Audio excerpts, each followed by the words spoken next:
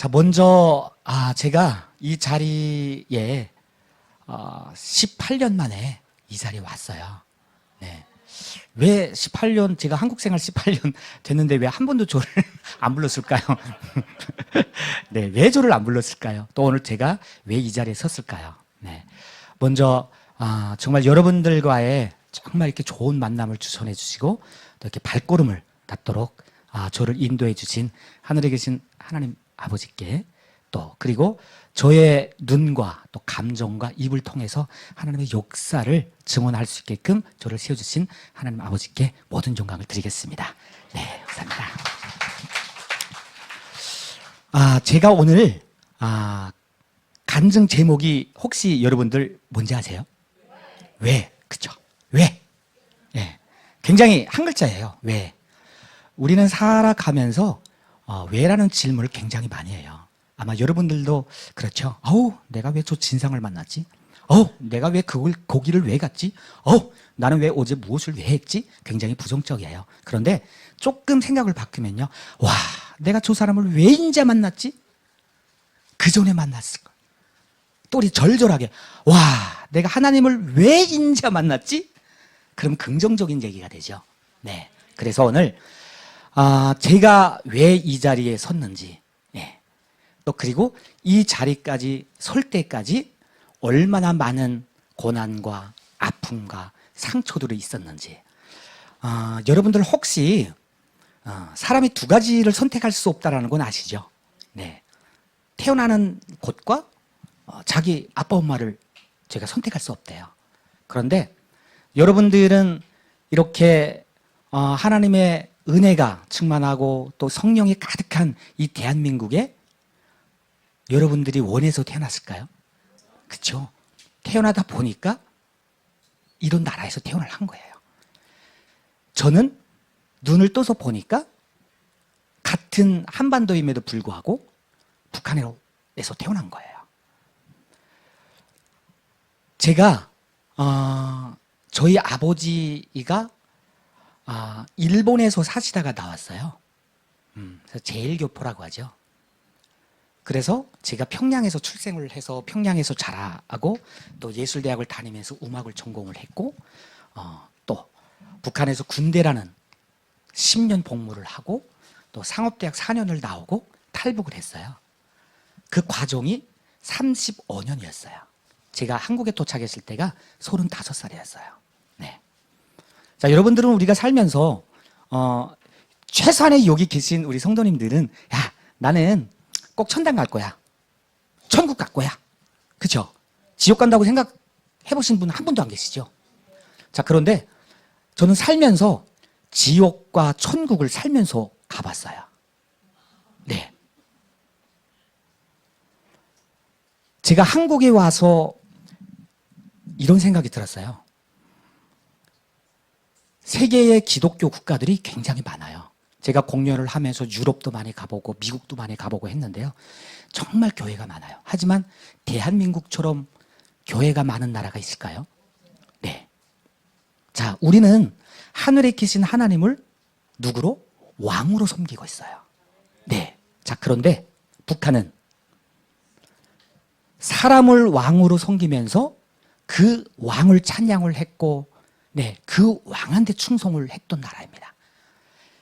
똑같이 45년도 해방을 했고 똑같이 6.25 전쟁을 맞이했지만은 지금에 와서 대한민국은 전 세계 10위권 국가이고 북한은 전 세계에서 가장 낙후한 국가로 전락이 됐어요.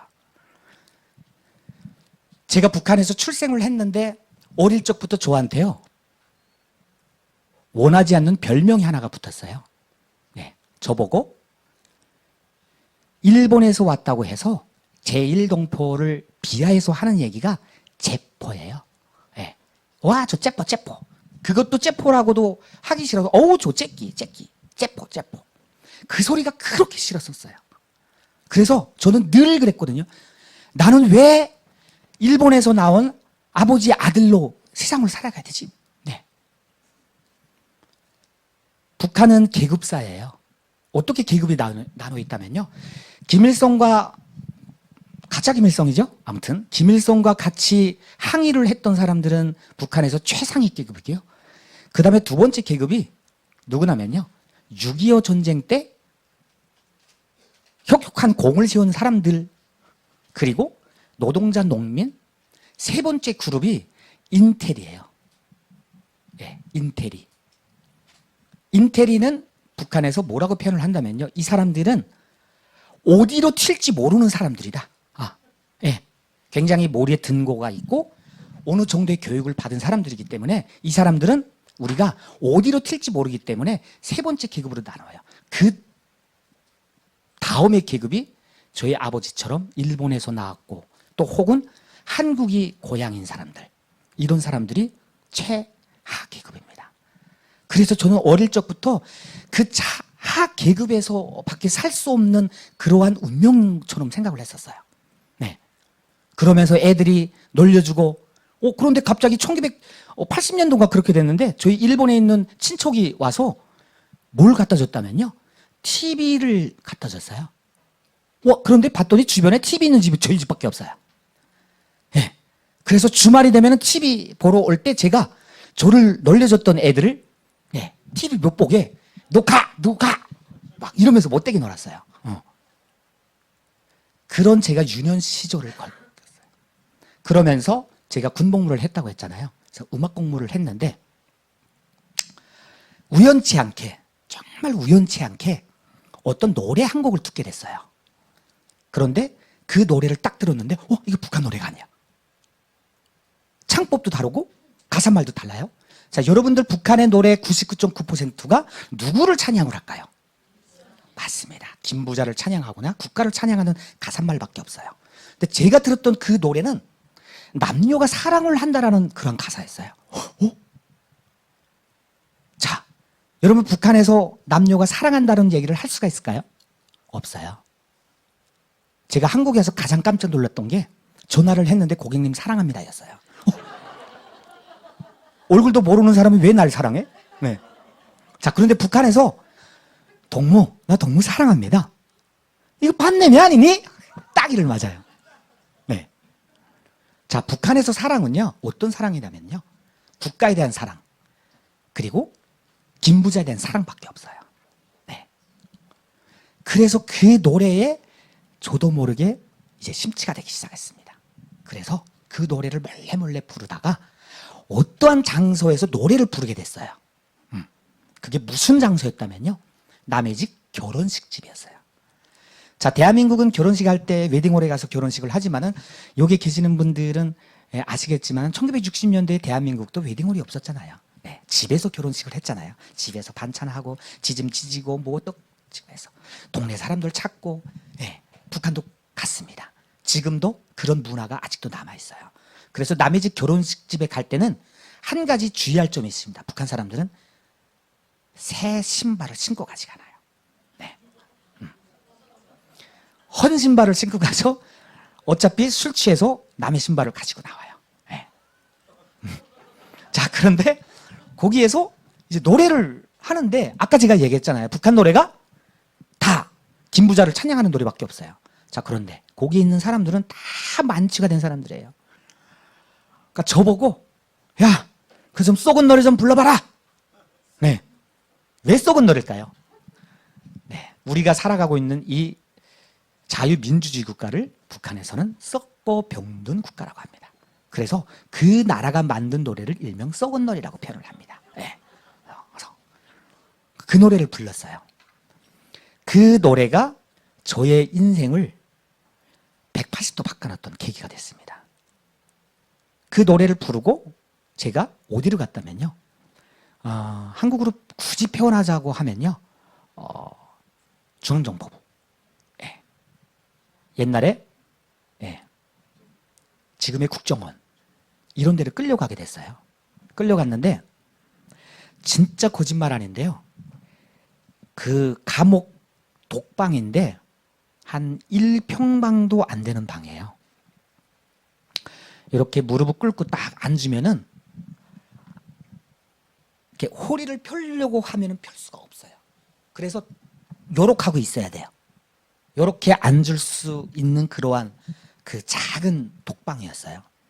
거기서 제가 40일 동안을 있었는데 이제 2시간마다 간수들이 와서 얘기를 해줘요. 근데 나이가 조금 있는 간수들은 들어와서 야, 너 사형 선고 받았어. 여러분들 사형 선고 한 번도 못 받아보셨죠? 네, 못 받아보셨잖아요. 근데 사형 선고를 받았다는 얘기를 했을 때 제 심정이 어땠을까요? 정말 형언할 수 없는 고통. 그리고 그때가 제가 20대였어요. 20대 초반. 내가 왜 한국 노래를 불렀을까? 그놈들은 왜 나를 한국 노래를 시켰을까? 하고 그렇게 울고 불고 하는데 그 간수들이 들어와서 울음소리 난다고 그 요만한 창문이 있거든요. 밥을 이렇게 넣어놓는 요만한 조그만 그 창문이 있는데 거기다가 모리를 대라고 해요.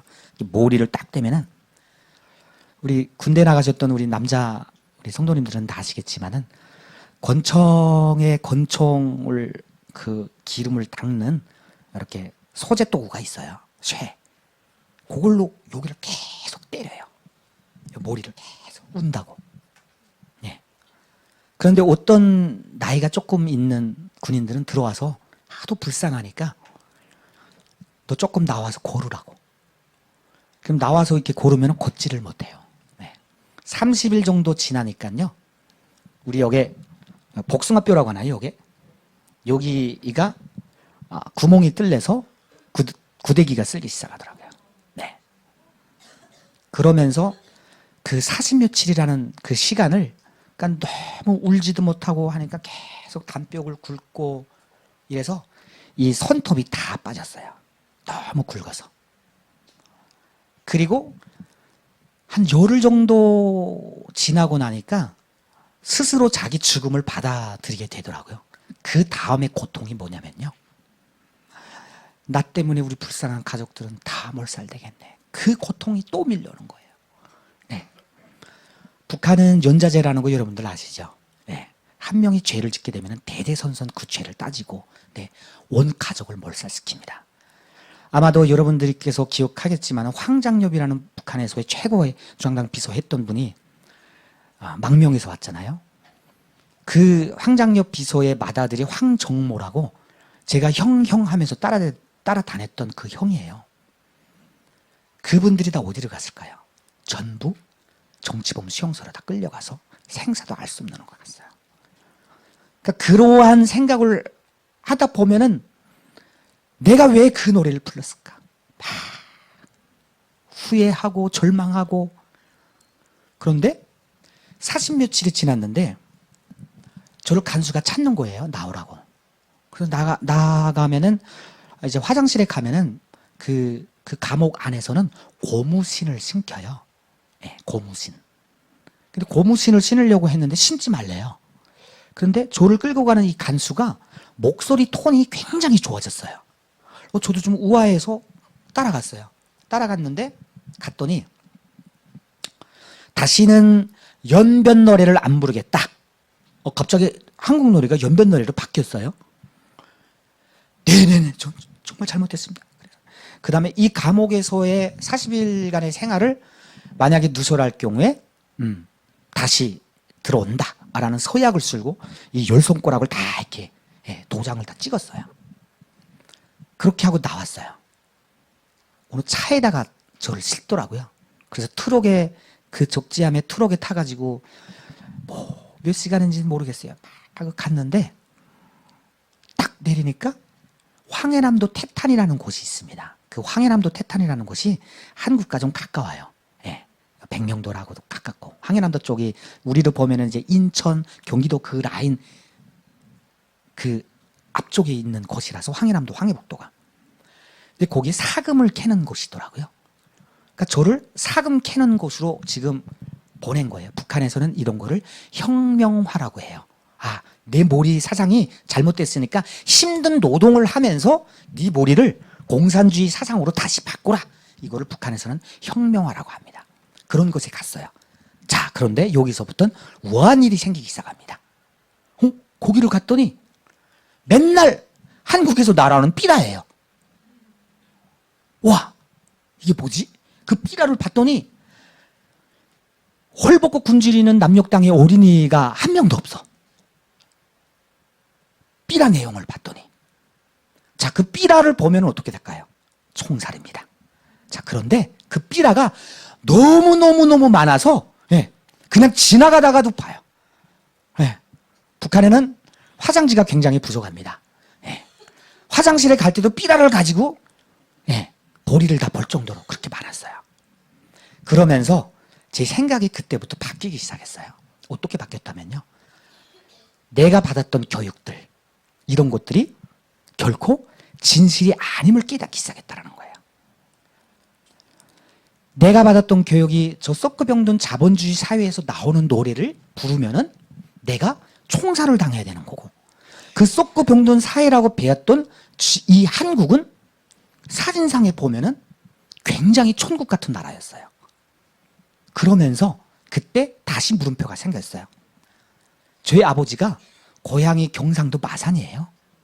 네, 할아버지 할머니가 일본에 계시다가 아버지도 넘어오셨는데, 그러면 생각이 바뀌었어요. 우리 아버지는 왜 자기 고향 땅을 버리고 왜 여기도 왔대? 그렇잖아요. 그냥 한국으로 갔으면 저도 이런 나라에서 태어나고 이 노래 불렀다고 이런 일도 없을 텐데 라는 생각이 들기 시작했어요. 그러면서 그때부터 뭘 했다면요, 몰래 한국 방송을 듣기 시작했습니다. 네. 라디오를. 와, 밤이 되니까 그 라디오 소리가 얼마나 다송하게 여러분들 들려오는지. 네. 그러면서 한국에 대한 처음에 동경심이 생겼잖아요.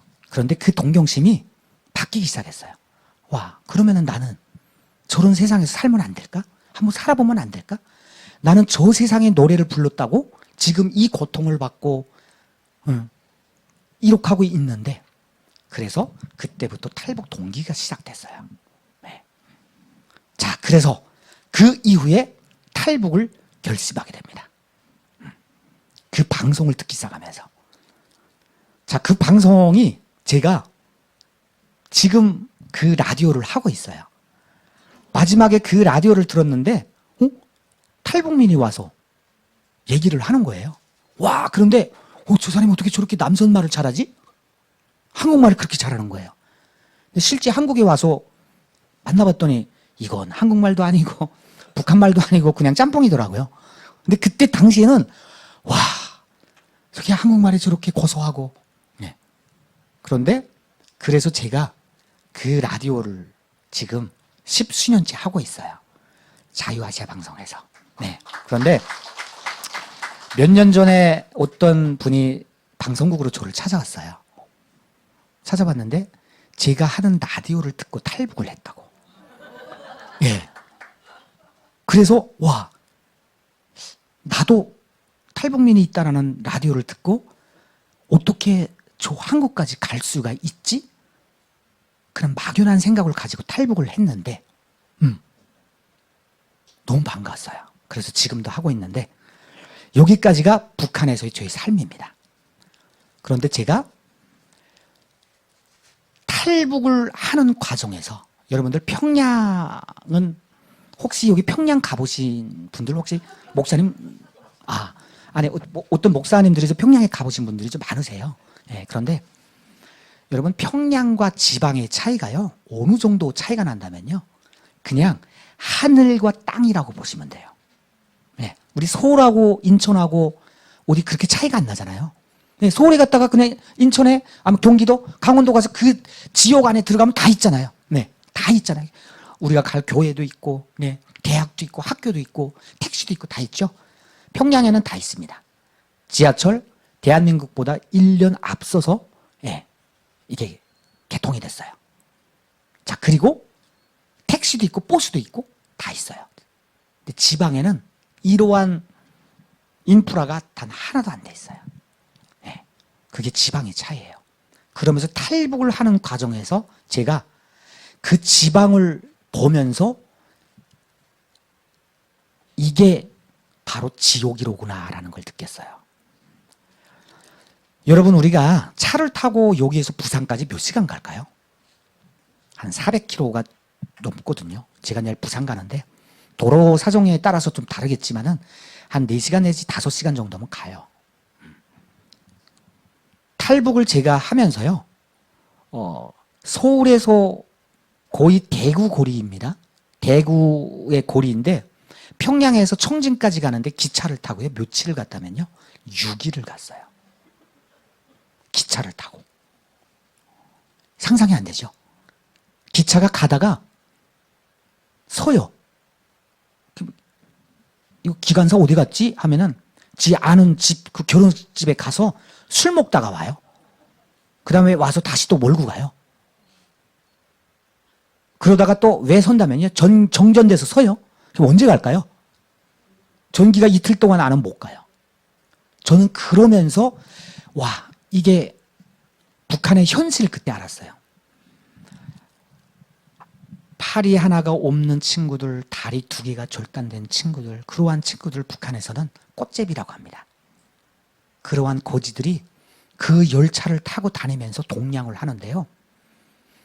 여름에 3, 4일 지나면 밥이 어떻게 될까요? 다 쉬겠죠. 그거를 그냥 곰팽이가 쓰러진 것까지 다 먹어요. 네. 그리고 그 청진에 들어가서 그 장마당에 갔더니 옆에 사람이 누워 있어요. 저 대낮에 저기서 자는 애인가 했더니 아우 지금 며칠 전부터 저렇게 하고 있대요. 네. 죽은 사람이에요. 가족도 없고 그 시신조차도 하늘로 보낼 수가 없어서 서로가 그 시신을 밤마다 옮겨간대요. 예를 들면은 여기가 영등포고 여기가 여의도잖아요. 그럼 영등포에서 그 시신을 밤에 여의도에 갖다 놔요. 여의도에. 그럼 또 여의도 공무원들이 또 여의도에서 영등포에다 갖다 놓아가지고 네. 그러한 지옥을 제가 보면서 도독 탈북을 결심한 거예요. 네, 죽더라도 가자 라고 그때 결심을 했습니다. 제가 첫 곡을 준비한 곡은요, 사명이라는 곡을 준비를 했습니다. 과연 제가 북한에서 행복하고 잘 살고 했으면은 제가 과연 우리 하나님께서 저를 선택해 주셨을까? 네. 그 고난과 고통을 주면서 저한테 어떤 사명을 주신 것 같아요. 여기까지 저를 인도해 주시고 제가 여기까지 설 수 있게끔, 그래서 사명이라는 곡을 먼저 연주해 주도록 하겠습니다.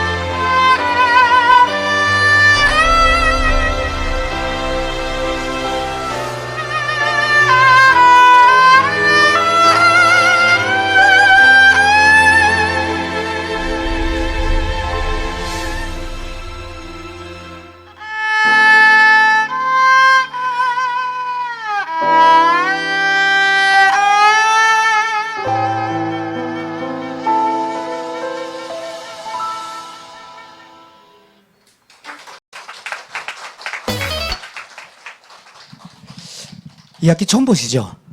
네, 이 악기 북한에서 만든 악기예요. 우리나라의 해금인 국악기 해금을 북한에서 개량을 했고요. 뭐 중요한 건 우리나라에 한 대밖에 없어요. 그래서 우리나라에서 연주를 제일 잘한다고 제가 평가를 받고 있습니다. 개인적으로는 통일되기 전까지는 제발 이거 북한에는 이거 연주 잘하시는 분들이 진짜 많아요. 제발 좀 안 오기를 여러분들도 좀 함께 기도를 좀 부탁드리겠습니다.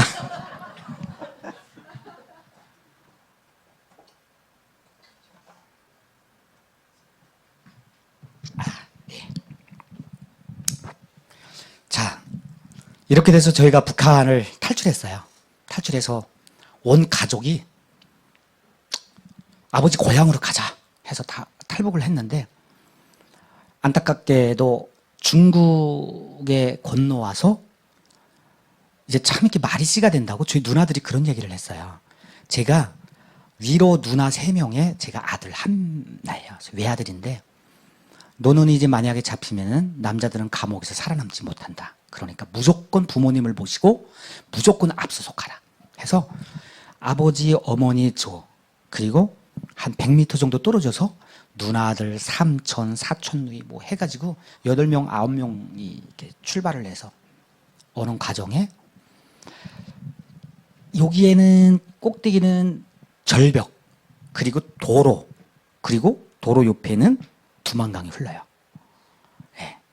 저희가 9월 달에 건너다 보니까 그 물살도 굉장히 심했어요. 원래 겨울에 넘으면 괜찮은데, 저희는 그 절벽을 딱 지나서 그 브로커가 저희를 인도를 해가지고 그 산에 이렇게 붙었어요. 거긴 절벽이 끝나서 거기서 누나들 빨리 와 하면서 이러는데 저기서 불빛이 쫙 보이는 거예요. 차가 나타났죠. 그래서 딱 숨었어요. 숨어서 가고 보는데 제 누나들 숨을 데가 없잖아요. 네. 뭐 낭떠러지로 그 두만강에 몸을 날릴 수도 없잖아요. 뭐 오물조물 하는 사이에 나오는데 국경경비대 군인들이었던 거예요. 거기에서 뭐 중국말을 한마디도 못하잖아요. 네. 브로커는 중국에서 마중 나온 브로커는 지금 현재 우리랑 같이 있고, 그러다 보니까 정말 거기에서 막 누나들이 울고 살려달라고 말도 모르고 막 울고 불고 안 되더라고요. 넘어가고 저희 어머니는 울고 저희 누나들은 이렇게 하고 군인들 안 볼 때 손으로 이렇게 하고 잘 가라고 해주고, 정말 아무것도 할 수 없는 그러한 상황이었어요. 네, 그렇게 하고 그대로 북송이 된 거죠. 그리고 저희는 다시 출발을 하는데, 그 브로커라는 이 양반이 중국에서 온 양반인데 저는 잘 모르겠어요. 아무튼 왜서 거기에서 조명을 켠지 모르겠어요. 그래서 그 나머지 국경 군인들이 산탁으로 붙으면서 추격전이 벌어진 거예요. 네. 그래서 아버지, 어머니, 저 다 이제 뿔뿔이다. 거기서 헤어지게 된 거예요. 무조건 살아남자 해서 이제 9월달 때였으니까 이제 옥수수가 다 코가지고 이렇게 있잖아요. 그래서 어딘지도 모르는데 아무튼 인가가 보이더라고요. 그래서 옥수수 고기에 들어가서 숨어 있은 거예요. 밤새. 근데 소리가 나서 눈을 떠봤는데 군인 옷을 입은 사람이 이렇게 발이 보이는 거예요. 그냥 진짜 거짓말 아닌데 이 다리에 심이 다 풀리더라고요. 그런데 그분이 그냥 이 밭 주인이었던 거예요. 옷만 그냥 군인 옷을 입고 있는 거예요. 네. 그걸 나오라고 지금 말도 한국말로 하는 거예요. 이게 내가 지금 온 곳이 연변인가 어딘지도 몰라요 지금. 그런데 나오라고 그래서 나왔더니 제 주제를 딱 보니까 누가 봐도 그냥 북한에서 온 사람이잖아요. 그러면서 여기에는 국경에서 와서 계속 순찰을 한대요. 네. 그때가 사스가 딱 지나가고 해가지고 국경을 굉장히 봉쇄하고 막 그럴 때였어요. 그러면서 하는 얘기가 쭉쭉 고로 가다 보면은 이제 이렇게 그분이 말이죠. 도화기 있잖아요. 이렇게. 도화기는 아니냐고 그래서 안다고 하니까 그거 이렇게 불이 있다고. 그게 나타날 거라고. 그러니까 거기로 들어가서 도움을 요청해라. 네. 그래서 진짜 걸었어요, 그냥. 제가 그 북한에서는 키로로 안 재고 10리, 20리, 30리, 50리 하거든요. 4km가 이제 10리를. 보통 북한 사람들이 한 8km, 10km는 보통 다 걸어 다녀요. 네. 근데 제가 시간으로 이렇게 봤을 때는 한 3, 40km는 걸었던 것 같아요. 네. 일단은 이쪽 길을 계속 가다 보면은 이제 인가가 났고 무슨 도화기가 있다고 그래서 그렇게 간 거예요. 낮에 숨었다가 사람만 보이면 숨었다가 그렇게 하고 갔는데 이제 밤이 됐어요. 밤이 됐는데 아 진짜 불이 있는 도화기를 찾아야 되잖아요. 아니 여러분 한국에 저도 18년 살다 보면 그냥 동네 앞에 나오면 그냥 아 십자가잖아요. 그죠? 우리는 아무 때나 볼 수가 있잖아요. 왜 그렇게 없습니까? 그 도화기가 밤에 계속 돌고 하는데 진짜 컴컴해지니까 진짜 도화기가 보여요.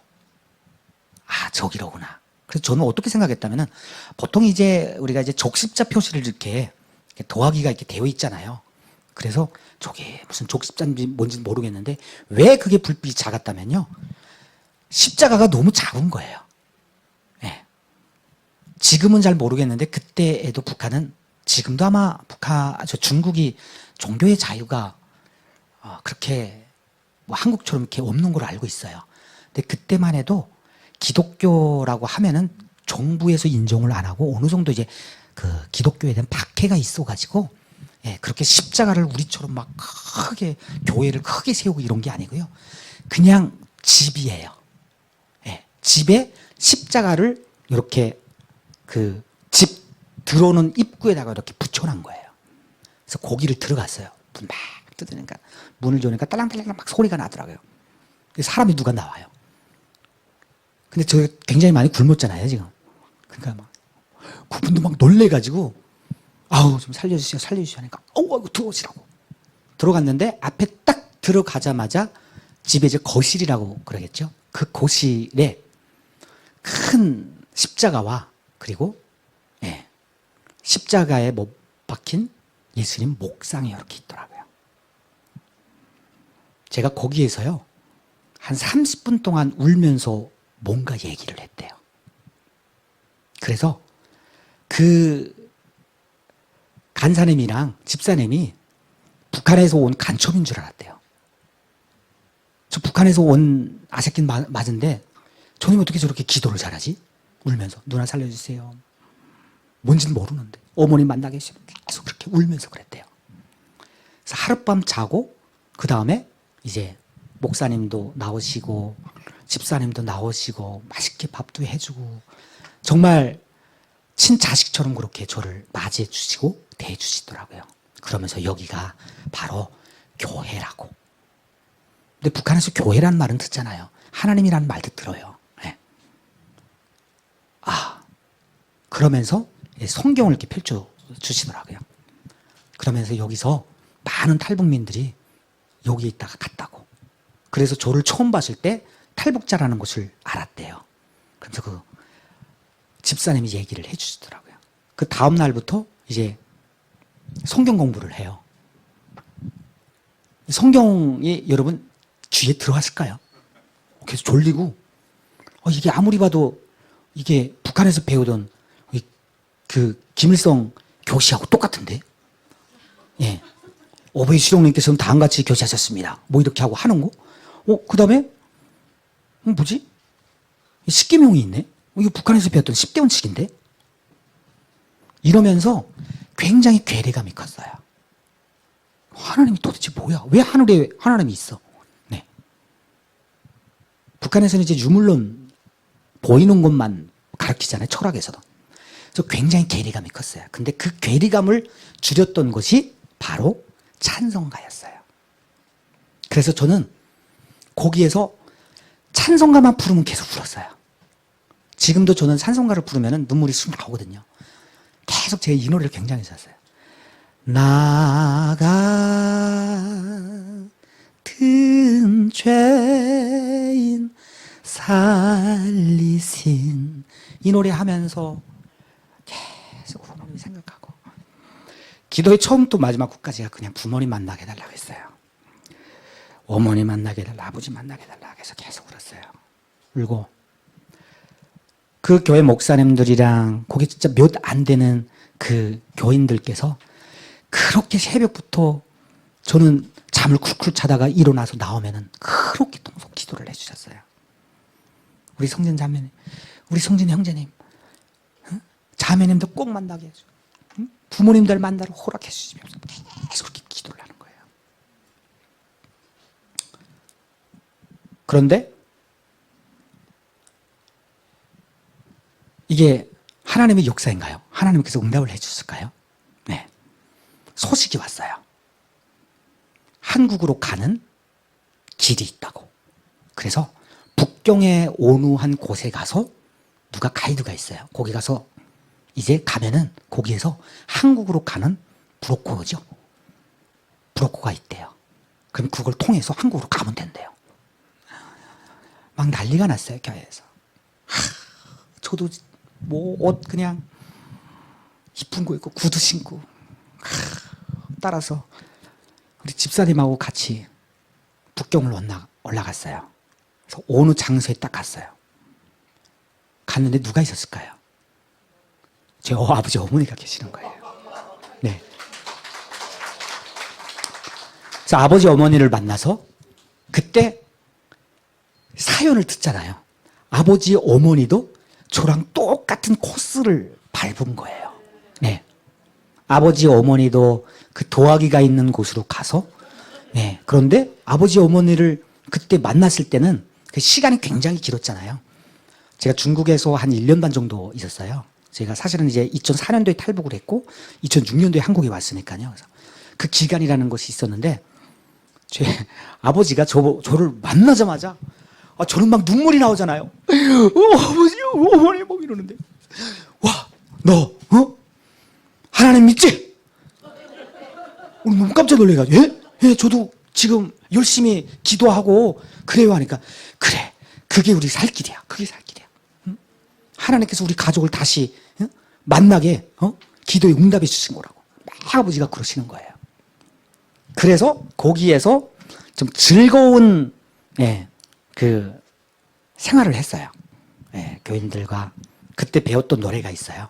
그래서 지금도 굉장히 다시는 저는 이제 우는 노래는 안 부를 거예요 하면서 그때 배웠던 노래가 있는데요. 제가 그 노래를 불러드릴게요. 여러분들도 아마 잘 아시는 노래일 거예요. 네. 네.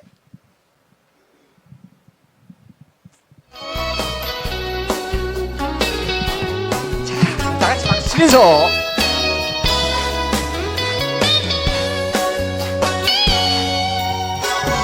많은 사람들 참된 진리를 모른 채 예수님을 떠나갔지만 애만이 주님은 참 사랑이었고 진리였고 이었어. 난 예수가 좋다오. 난 예수가 좋다오. 주를 사랑한다도 베드로 고백처럼 난 예수를 사랑한다오. 무거운 짐진 자 다 내게로 오라. 내가 너를 쉬게 하리라.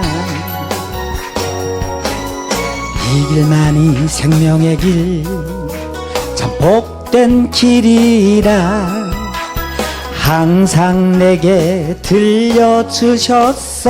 여러분 다 같이.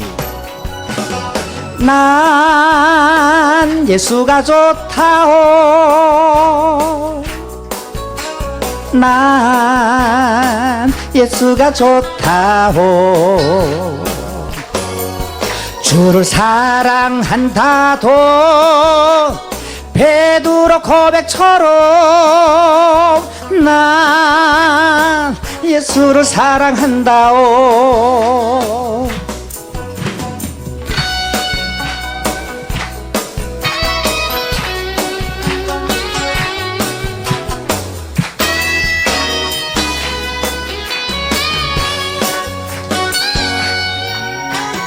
그대가 만일 평안을 얻으면 예수님을 만나보세요. 그분으로 인하여 평안을 얻으면 나와 같이 고백할 거요. 다 같이 난 예수가 좋다오. 난 예수가 좋다오. 사랑한다도 베드로 고백처럼 나 예수를 사랑한다오. 네, 감사합니다. 네. 네. 자, 그래서 저희가 한국으로 오게 되었어요. 그런데 그 과정이 저희가 시간이 얼마 남지 않아가지고요. 그 브로커가 아주 재밌는 브로커예요. 딱 가르쳐 주는 게 몽골이 사막이잖아요. 1시간 동안 직진으로 쫙 가다가 1시간 딱 되면 90도 딱 꺾어서 30분 쫙 가면은 몽골이래요. 사막에서. 풀 한 포기도 없는 사막에서 처음엔 쫙 직진으로 갑니다. 풀도 없어요. 북두칠성 북두청 찾으면서 막 가다가 이쪽이야 저쪽이야. 사람이 저희 3명만 있는 게 아니고요. 사람이 10몇 명 있었어요. 네. 브로커들이 이제 북한 분들을 한 분 한 분 다 이렇게 모아서 이제 한 번씩 보내기 때문에 가다가 길을 잃었어요. 1시간 반이면 도착한다고 하는데 이게 5시간, 6시간이 지났어요. 자, 조금 있으면 날도 밝아요. 와, 그런데 생명의 위협을 그때부터 느끼기 시작했어요. 와, 1시간 반을 간다고 하니까 거기 있던 자기 짐들 다 내렸고, 아우, 이걸 왜 내가 한국에 가져가니? 다, 물도 다 빼고. 네, 1시간 반이에요. 5시간, 6시간 지나니까 그다음부터 생명의 위협을 느끼기 시작해요. 와, 여기서 탈진해서 죽을 수도 있구나. 혹은 길을 잃어서 여기에서 굶어서 죽을 수도 있구나. 라는 생각이 들었어요. 네. 근데 그 하늘을 보면요. 진짜 거짓말 아니에요. 하늘에서 하나님이 이렇게 쭉 내다보시는 것 같아요. 그렇게 엄청 맑고 그 은하수와 그 별들. 거기에 10몇 명이 단 한 명도 교회를 통해서 오신 분이 한 명도 없어요. 전부 다 교회를 통해서 오신 분들이에요. 그래서 거기서 저희가 진짜 정말 하나님을 찾게 되더라고요. 정말. 여러분들 아까 사형 선고 못 받아봤잖아요. 네. 생명의 위협을 못 느껴봤잖아요. 그런 데서 여러분들 혹시 기도해 봤었어요? 저는 한국에 와서 그래서 제가 하는 얘기예요. 지옥과 천국을 동시에 살아가고 있다고. 네. 이렇게 하나님의 교회에서 하나님께 마음껏 기도도 드리고 마음껏 찬송가를 부른다라는 것이 얼마나 여러분들 하나님의 축복을 받고 은혜를 받았는지. 네. 그 사막에서 물 한 모금도 없는 곳에서 10몇 명의 탈북민들이 다 어깨를 잡고 기도를 했어요. 하나님 울면서 우리 살려달라고. 한국에 가게 달라고. 그러면 영원히 하나님 종으로 하나님만 섬기면서 살겠다고. 그렇게 막 통곡을 하면서 기도를 했어요. 기도를 하고 1시간인가 걸어가는데 저기 모래 불빛이 하나 보여요. 그런데 그 불빛이 사막에서 불빛이에요. 거리를 가늠을 못해요. 그 불빛만 찾아가는데 몇 시간이에요. 불빛이 거의 커져가지고 이제 조금 불빛이 보여가지고 고리감이 나왔을 때는 저기 혹시 중국인지, 우리가 다시 중국으로 왔는지, 저 국경 경비대의 조명인지도 몰라요. 예. 그래서 여자분들과 아이는 저기다가 앉아있으라고 하고, 남자들만, 이제 권장한 남자들 3, 4명이 갔어요. 갔더니 집이에요. 그냥. 네. 그냥 일반 집이 아니고 사막에 있는 그냥 나무로 지은 집이에요. 그래서 문을 열었는데 문이 열려요. 그것도. 들어갔는데 저기에 침대에 사람이 있어요. 그래서 가서 깨었어요. 깨놨는데 이 사람이 지금 깨나 있는 거야. 근데 너무 무서우니까 지금 못 일어나고 있는 거예요. 네. 아니 그 시간에 세상에 사막에서 권장한 남성 3명이 왔는데 그분은 또 얼마나 무섭겠습니까? 네. 그래서 요렌마 요렌마 했어요. 네. 중국말이에요. 그런데 이분이 듣더라고요. 이게 뭐지? 다시 중국으로 왔나지 몽골에 간다고 하는데 거기 놀랬어요. 그래서 거기에서 이제 중국에서 좀 저는 이제 1년 반 정도 있었지만 거기서 뭐 5년 6년 산 사람들이 중국말 잘해요. 그러니까 이 사람들이 중국말을 했어요. 저는 좀 어느 정도 들으니까 우리는 몽골로 가는 사람들이다. 무서워하지 말라. 그래서 중국 돈을 꺼내서 그때 중국 돈 민폐를 2,000원인가 이렇게 줬어요. 그때 당시 중국에서 한 달 월급이 평균 한 달 월급이 중국 돈 500원이었어요. 그럼 우리 몽골 가는 사람들이라고 하니까 그때야 그분이 안심을 하고 나왔어요. 나와서 손가락질을 이렇게 해주더라고요. 봤더니 이 집에서 불과 30m도 안 되는 곳에 몽골로 넘어가는 철조망이 있더라고요. 이 철조망을 건너면은 몽골이다. 우리가 얼마나 감사했을까요? 그러면서 그분이 무슨 얘기를 딱 해준다면요. 이분이 내몽고 사람인데 여러분들 몽골 사람들이 방목하신다는 건 아시죠? 네. 그래서 방목을 하러 그 4월 달에 나오는 그 첫 풀을 먹이려고 네, 양떼를 몰고 여기 와서 그 방목을 하는 거예요. 그런데 원래 일정이 어제 저녁에 갔어야 된대요. 그런데 그 염소가 예상치 못하게 새끼 2마리를 낳대요. 그래서 밤에 그 새끼를 받느라고 못 가고 아침에 가려고 했었는데 저희가 새벽에 온 거예요. 네. 그래서 바로 철조망을 넘고 몽골로 가서 거기에서 몽골에서 저희를 받아줘가지고 2달 만에 한국으로 오게 됐어요. 네. 그래서 한국에 정착을 했고요. 그 한국에서 저는 가수 장윤정 씨 아시죠? 가수 장윤정의 기획사에 들어가서 이 악기를 연주를 했어요. 그러면서 돈도 벌고 명예도 쌓고 점점 이 잘 때는 저의 모습이 내가 잘났어. 하나님의 은혜인 거를 까먹고 살게 됐어요. 그러다가 하나님께서 저희 가족에 또 큰 복을 또 주셨어요. 모셔오는 누나를 다시 2번째 북송을 당하면서 감옥으로 가게 됐어요. 북한에서 여러분 감옥에 간다면요 그냥 죽은 목숨입니다. 그래서 그때부터 정신을 차리고 아버지 어머니가 새벽 기도를 하루도 빠지지 않고 나갔어요. 그 교회에서 정말 제가 그 교회를 가면요 와 이게 하나님의 기적이 아니면은 이러한 그 울림이 나올 수 없다라는 걸 제가 막 피부로 느낄 정도였어요. 그렇게 온 교인 몇백 명이 되는 그 교인분들께서 그냥 울고 울면서 막 그렇게 기도를 했어요. 누나가 살아서 3년 6개월 만에 거기서 걸어서 못 나오고 실초에 싣고 나왔어요. 그때 저희 막내 누나 몸무게가 32kg였었대요. 32kg에 살아남았어요. 영양실족을 해서 다 죽게 됐는데 간수가 너희 아버지 어머니 너희 동생 남성 같다며? 너희 여기서 개죽음 당할래? 너희 여기서 죽으면 누구도 몰라. 응? 살아야지. 너 아버지한테 간다며? 그 말에 용기를 얻고 살았대요. 이게 하나님의 기적 아닐까요? 네? 저희 모든 분들이 했던 기도가 하나님께서 응답을 해주신 거예요.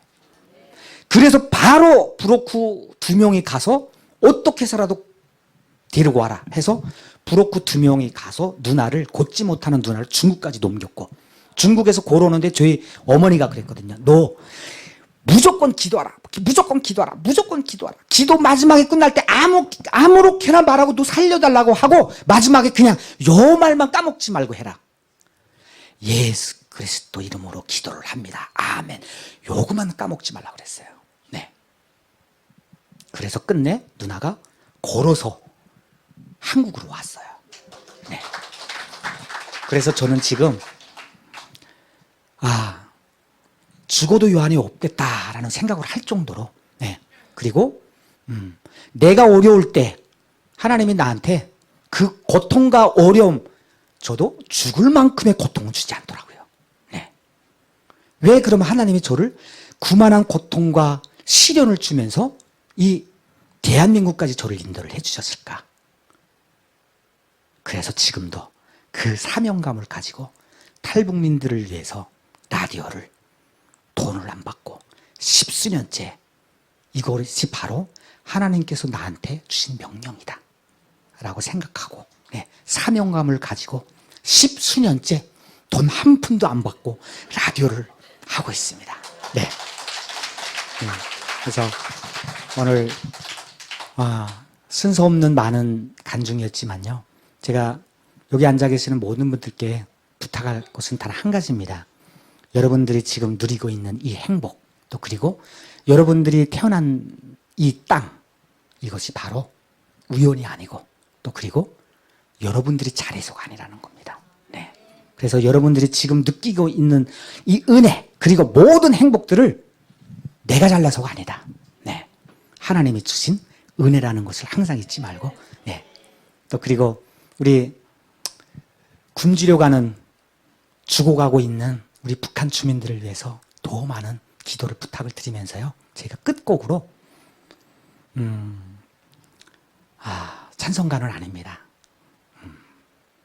우리 하나님께서 용서해 주시고 이해해 주실 거라고 믿으면서 이 노래를 준비를 한 이유가, 언젠가 고향 땅으로 가는 날이 있기를, 또 그리고 하나님의 성령이 북한에도,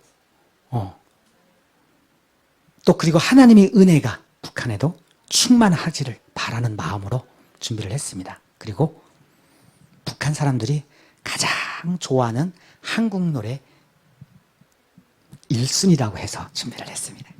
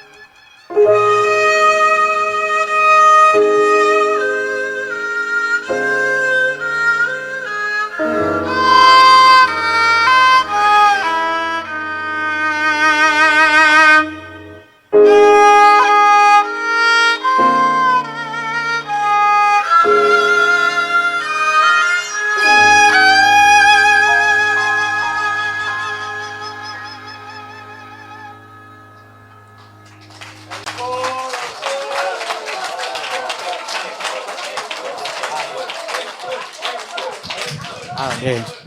네, 앵커를 제가 잘 준비를 안 해요. 이제 앵커를 하려면은 저기 가서 또 MR을 꺼내서 오고 해서 본거로서 또 여러분들도 시간들이 있잖아요. 제가 사실은 10분을 오버했네요. 네. 그래요? 괜찮아요? 자, 그럼 제가 그냥 북한에서 제가 한국 노래를 불러서 그 고충을 겪었다고 하잖아요. 네, 보통 분들이 그 노래 뭔 노래 불렀어요? 라고 그러시는데, 네. 자, 또 이것도 또 세상방 노래입니다. 하나님 아버지께서 오늘, 저를, 제가 또 열심히 또 회개하도록. 이 노래, 제가 한 소절만 조금만 부를 텐데요. 이 노래 제목을 맞추시는 분들한테 선물이 있을까 없을까요? 네? 선물이 있다고요? 당연히 없습니다, 선물은. 네. 이거 제목은 아마 우리 성도님들께서 하긴 그렇죠. 찬송가 아니니까 찬송가 아니니까 제목 모를 수도 있잖아요. 여기 제목 안다라는 게 더 이상할 것 같은데요. 갈게요. 이 노래를 불러서 제가 45일 이상을 일평방도 안 되는 독방에 있었습니다. 지금 생각하면 정말 참. 네, 지금 이렇게 웃으면서 제가 얘기한다라는 것이 기적인 것 같고요. 우리 하나님의 은혜인 것 같습니다. 네. 콩밭내는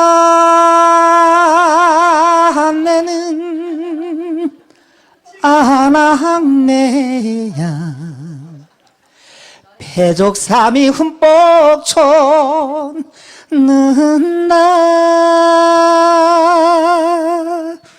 이 노래였습니다. 자, 제목이 뭐였다고요? 와, 칠갑산을 다 아시고. 네, 고맙습니다. 오늘 또 오늘 제가 여러분들한테서 너무나도 큰 힘을 얻었고요. 너무나도 큰 은혜를 얻는 것 같아서 오히려 제가 여러분들한테 간증을 했지만요. 여러분들의 그 웃음 속에서 저는 오늘 또 힘과 용기를 얻은 것 같아요. 제가 저희 아버님이 돌아가신 지 얼마 안 돼요. 얼마 안 되셔가지고 아마도 제 아버지는 일본에서 나오셨지만은 북한에서 김책공대라는 이제 공과 가장 큰 대학에서 교수로 박사로 있으면서 그 계급 사회에서 남모르게 눈물을 흘리고 아내와 자식들을 보호를 해야 했던 그 아버지였어요. 고집이 셌고 무엇인가 자기 말고는 누구도 믿지 않았던 아버지였어요. 홀로 일본에서 혼자 나오셨거든요. 그래서 20대 나오셔서 60대까지 북한에서 사셨고요. 그러했던 분이 언젠가 하나님을 만났고 하나님 영접 이후로는 그냥 오로지 기도밖에 없었던 아버지예요. 그래서 아마 지금은 아버지 가셨을 때 저희 가족들 그렇게 많이 안 울었어요. 우리 아버지는 참 행복한 분이셨다. 네, 자기 고향으로 가자고 온 가족들을 다 데리고 고향에 왔지. 그리고 가장 사랑했던 분의 천국으로 또 가셨지 해서 저희 그렇게 많이 안 울었어요. 네. 요즘에는 제 어머니가 80이 넘으셨는데 아까도 조금 제가 좀 늦을 것 같다라고 얘기했던 게 저희 어머니가 장애가 있어요. 눈을 못 보고 귀를 잘 못 들으세요. 그래서 교회는 이제 가실 때마다 주말에는 이제 버스를 타고 교회에서 오는 버스를 타고 가자고 했었는데 요즘에 그렇게 북한에 있는 저희 둘째 누나가 계시는데 그 둘째 딸이 그렇게 보고 싶대요 하면서 오늘 아들한테 전화 와서 교회 좀 태워달라고 그래서 오늘 좀 늦을 것 같다고 그렇게 제가 말씀을 했었는데 제가 오늘 여기 교회 온다라는 어머니가 말을 듣고 목사님한테 전화를 하셨나 봐요. 그래서 목사님께서 직접 이제 예, 어머니를 모셔간다고 아들 안 와도 된다고 해서 제가 오늘 시간에 왔는데요. 그래서 어머니도 몸도 안 좋고 또 둘째 누나의 생사조차도 모르는 그러한 상황에서 굉장히 좀 마음도 아프고 이랬었는데 오늘 정말 여러분들한테서 네, 오늘 많은 힘을 놓고 가는 것 같아서 오히려 여러분들한테 정말 감사하다는 인사를 드리겠고요. 또 오늘 저를 또 이렇게 초대해 주신 우리 목사님들 또 그리고 관계자분들께 다시 한번 이 자리를 빌어서 감사하다는 인사를 드리겠습니다. 네, 감사합니다.